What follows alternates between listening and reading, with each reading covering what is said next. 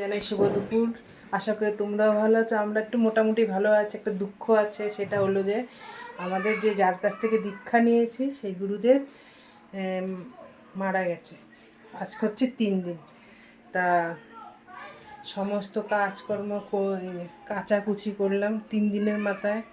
সমস্ত ঘর দুয়ার সব ঝাড়পোছ সব করে নিলাম। আর কি খাওয়া দাওয়া করি চলো একটু দেখি। সমস্ত ঘর পর্দার থেকে শুরু করে ঘরটা সব ঝাড়পোছ সব করা হয়েছে। ঠাকুর পুজো দেয়নি, পুরো নিয়ম আমাদের এটা। চলো কি আমরা খাই এই 3টে দিন।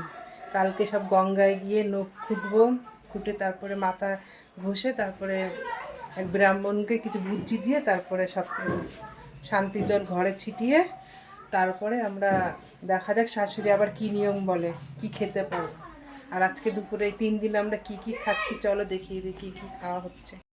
কি রান্না করেছি দেখি, কি গরম হয়ে যাচ্ছে বাবু। এই প্রথমে যে ভাতের সাথে যে ভেন্ডি সিদ্ধ দিয়েছি আর হচ্ছে আলু সিদ্ধ দিয়েছি, এটা এখন মাখবো। কী দিয়ে মাখবো সেটাও বলছি। আর হচ্ছে যে কাঁচা ধনে পাতা বাটা করেছে একটা শুধু লঙ্কা দিয়ে। আর হচ্ছে এদিকে এই যে ডাল, মানে কোনো সম্বার ছাড়া, কোনো তেল কোনো কিছু না, পুরো ডাল পুরো সিদ্ধ করে লঙ্কা টঙ্কা দিয়ে পুরো সিদ্ধ করা। নামানোর আগে একটু ধনে পাতা ছিটিয়ে দিয়েছি। এই দিয়েই আমরা 3 দিন খাওয়া দাওয়া করছি। আর হচ্ছে এই যে এই সঙ্গে একটু ঘি, কোনো মশলাপাতি কিছু নেই, শুধু ঘি দিয়ে খাওয়া হবে। আর এই সন্ধ্যাবেলা একটু টিফিনটা চাই, এই ছোলা ভিজাবো, ছোলা সিদ্ধ আর কাঁচা লঙ্কা সিদ্ধ আর সিন্দুক নুন দিয়ে খাওয়া হবে। ওটা এই পর্যন্তই বন্ধুরা। আর কারা কারা এরকম নিয়ম করো অবশ্যই কমেন্টে জানিও। আর সবাইকে জানাই শুভ দুপুর।